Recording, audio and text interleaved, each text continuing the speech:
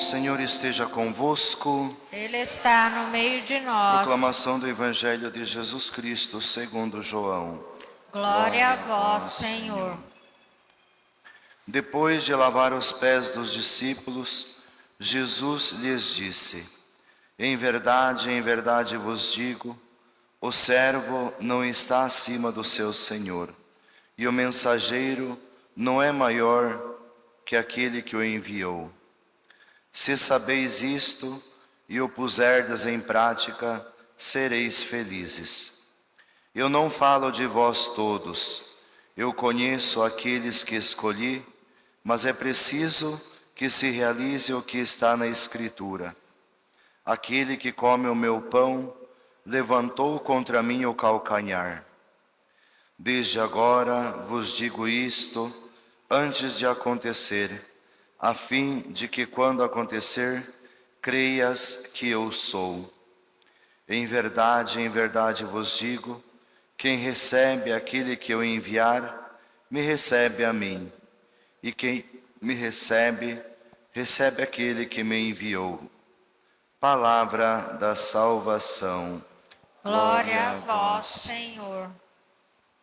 Antes de que venha o irmão André aqui, só um pequeno pensamento da palavra de Deus hoje. Jesus se apresenta como aquele mandado do Pai, e ele, enviado do Pai, está diante de nós para que nós possamos assim seguir, que nós possamos olhar para Jesus e que nós possamos viver a exemplo de Jesus.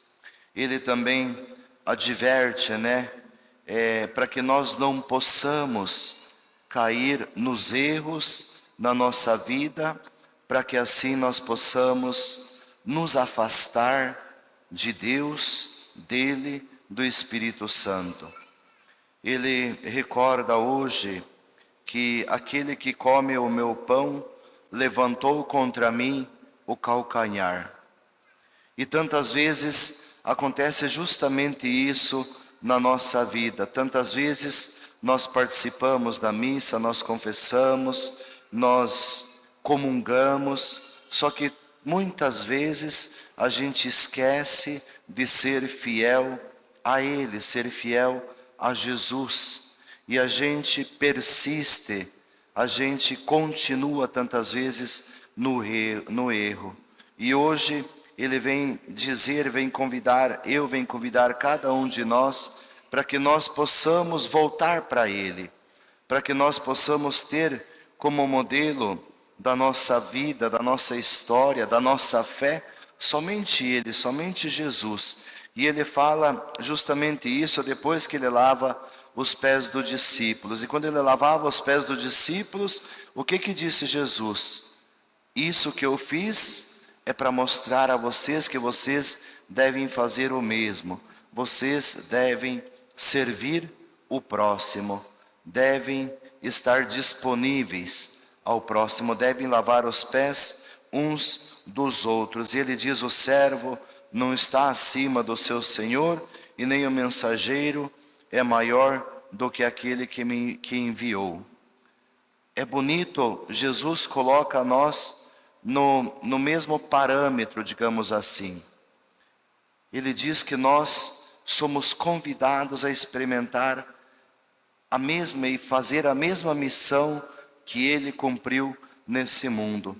Seja nós como servos, seja nós como mensageiros, nós estamos no mesmo patamar de Jesus, ou ao menos devemos desejar estar no mesmo patamar de Jesus. Se fazemos esse esforço, seguramente o Senhor vai nos ajudar. Peço agora que venha aqui o irmão André, onde colocará para nós essa próxima semana do curso Enchei-vos.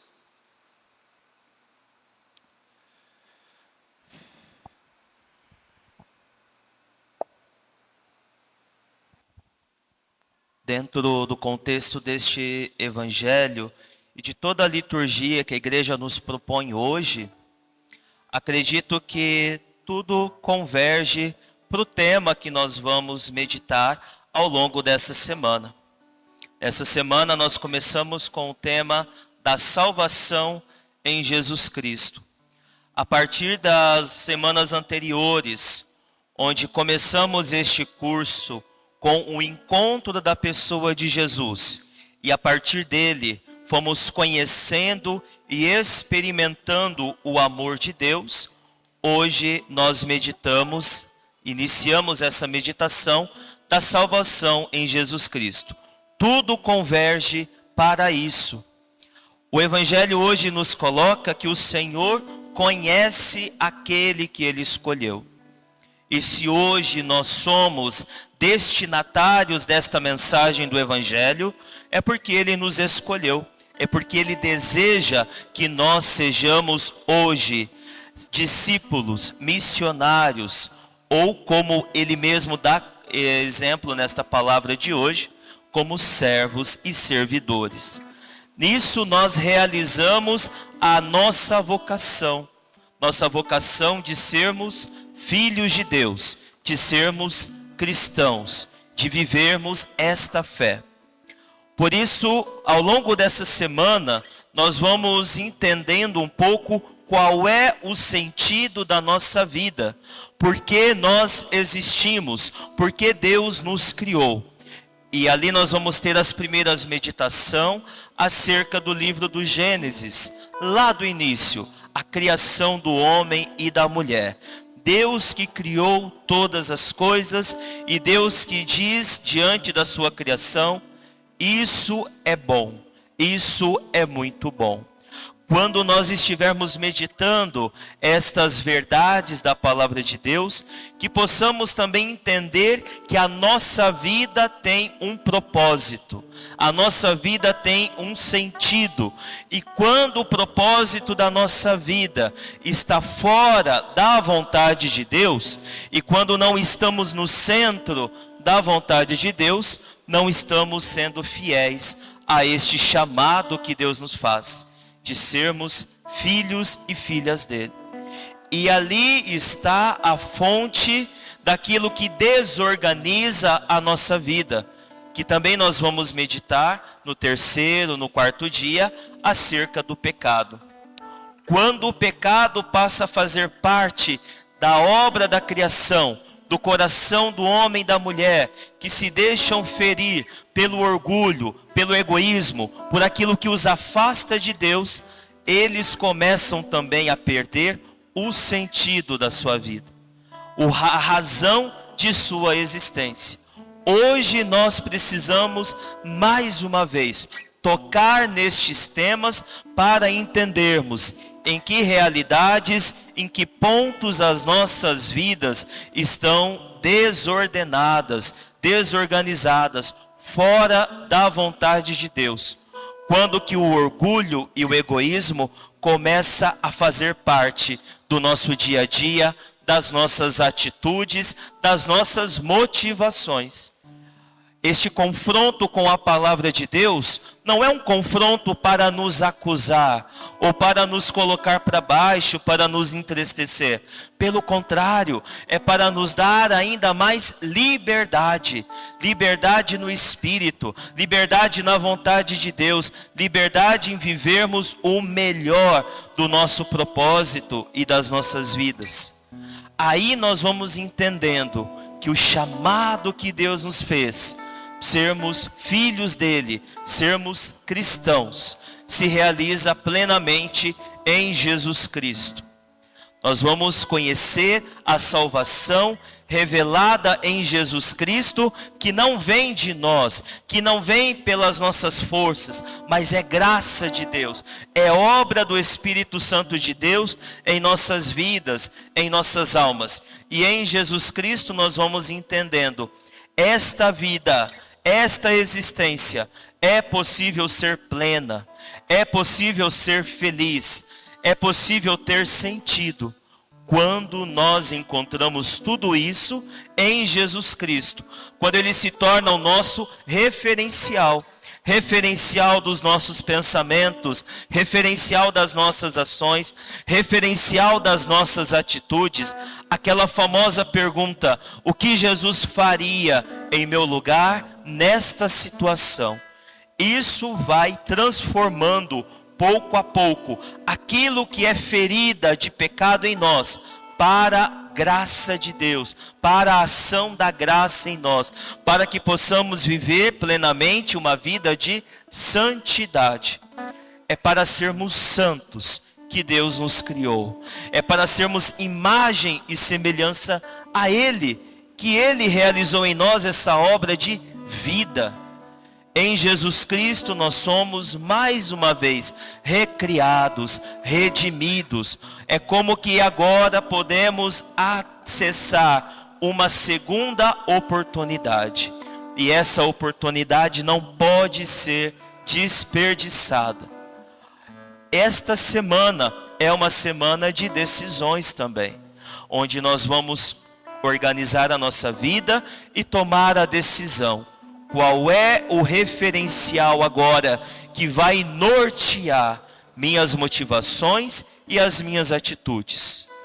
Quando eu encontro a salvação em Jesus Cristo, eu tenho dois caminhos a percorrer. Ou eu aceito como meu único e suficiente Salvador, ou então eu deixo para lá. E muitas vezes ao longo da vida, nós vamos vivendo essas escolhas. Às vezes temos momentos de fervor em que queremos pertencer a Deus e fazer sempre a vontade dEle. Tem momentos que fraquejamos e caímos. E nós já começamos a entender então que quando a nossa vida se desorganiza, é justamente naqueles momentos em que nós não deixamos Deus ser o soberano, ser o referencial, ser aquele que assume a centralidade da nossa história. Nós já temos essa experiência também antes da nossa vida de conversão, quando tudo dava errado, quando tudo estava fora dele. E hoje, assumindo uma vida com Ele, nós entendemos, não estamos isentos do sofrimento e da luta, mas nós temos razões para lutar, temos esperança para perseguir, temos motivo para perseverar. E é promessa dele: aquele que persevera até o fim será salvo. A salvação está então neste caminho de perseverança, em se colocar a caminho, sabendo que Ele é o centro, Ele é a meta, é nele que nós queremos chegar. Esta verdade que o Evangelho nos revela está também na grande promessa desta liturgia, quando nos versículos 16 e 17, a palavra nos diz assim: em verdade eu vos digo, o servo não é maior do que o seu senhor, nem o enviado é maior daquele que o enviou. Se compreenderdes estas coisas, sereis felizes sob a condição de as praticardes. Mais uma vez Jesus vem e se revela.